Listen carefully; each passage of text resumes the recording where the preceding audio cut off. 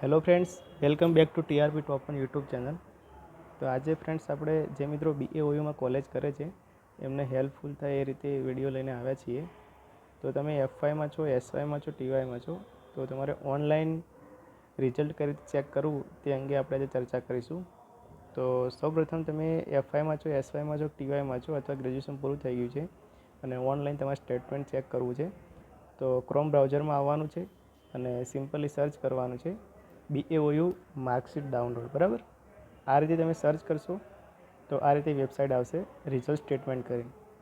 મેં અહીંયા પહેલેથી સર્ચ કરેલી છે એટલે ઉપર બતાવે છે, એક બે વાર ચેક કરી છે એ માટે. તમે સર્ચ કરશો તો નીચે બી આ રીતે ક્યાંક બતાવશે. બરાબર, તો રિઝલ્ટ સ્ટેટમેન્ટ પર તમારે ક્લિક કરવાનું છે. આ રીતે ક્લિક કરશો એટલે સ્ટુડન્ટ રિઝલ્ટ સ્ટેટમેન્ટ કરીને એક ઇન્ટરફેસ આવશે. બરાબર, તો અહીંયા તમારે ઇન્ફોર્મેશન આપવાની છે. તો અહીંયા તમે જોઈ શકો છો પ્રોગ્રામિંગનું પૂછે છે. જ્યાં તમે BAમાં હોય તો સિમ્પલી તમે અહીંયા BA ક્લિક કરવાનું છે.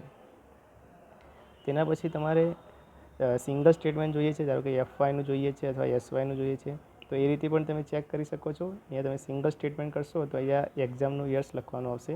પણ તમારે 3 વર્ષનું સ્ટેટમેન્ટ જોઈએ છે તો ઓલ ઓવર સ્ટેટમેન્ટમાં ક્લિક કરવાનું છે. અને પછી અહીંયા હું એક સ્ટુડન્ટનો નંબર લખું છું. એ સ્ટુડન્ટનો એનરોલમેન્ટ નંબર લખવાનો છે. તો આ રીતે પછી રિઝલ્ટ શો પર ક્લિક કરવાનું છે. તો અહીંયા તમે જોઈ શકો છો એ 3 વર્ષનું રિઝલ્ટ અહીંયા ઓનલાઈન આપણી સ્ક્રીન પર અવેલેબલ છે. બરાબર, તો આ રીતે તમે જોઈ શકો છો. અહીંયા તમે F5માં 7 સબ્જેક્ટ હોય છે, SYમાં 7 સબ્જેક્ટ હોય છે અને TYમાં ટોટલ 21 સબ્જેક્ટ હોય છે. પણ તમારે જો AT આવેલી હોય તો બી અહીંયા બતાવશે.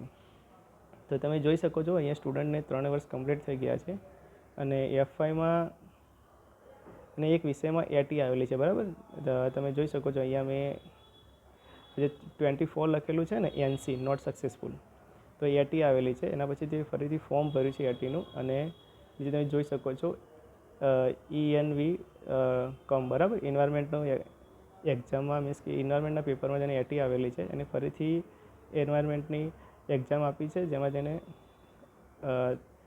39 માર્ક્સ આવેલા છે. બરાબર, SC સક્સેસફુલી કમ્પ્લીટ. તો આ રીતે તમારે જેટલા વિષયની AT આવેલી છે પછી તમે જેને સોલ્યુશન કરી છે તે પણ અહીંયા માર્ક્સ બતાવશે. બરાબર, તો આ રીતે તમે ઓનલાઈન રિઝલ્ટ ચેક કરી શકો છો. અહીંયા SYના માર્ક્સ આપેલા છે, પછી TYના છે. બરાબર, અને TYમાં જે સબ્જેક્ટમાં AT આવેલી છે એ પણ અહીંયા બતાવશે. તમે જોઈ શકો છો અહીંયા અને TYમાં 23 માર્ક્સ આવ્યા હતા. બરાબર, તો ફરીથી એક્ઝામ આપી છે અને 40 માર્ક્સ આવ્યા છે એટલે કે પાસ છે. આમતોર પર આઈ થિંક 25 ઓછામાં ઓછા 25થી 26 માર્ક્સ લાવવાના હોય છે. તેનાથી ઓછા આવે તો AT આવે છે અને 25 કે 26થી વધારે આવતા હોય છે તો પછી એ AT નથી આવતી. બરાબર, સક્સેસફુલી કમ્પ્લીટ. એ તમે જ્યારે ચેક કરશો ત્યાં લખેલું જ હશે SC અને NC. ધારો કે SC લખેલું છે તો સક્સેસફુલી કમ્પ્લીટ અને NC લખેલું છે તો નોટ સક્સેસફુલી કમ્પ્લીટ. બરાબર, એટલે તમારે ફરીથી ATનું ફોર્મ ભરવાનું છે.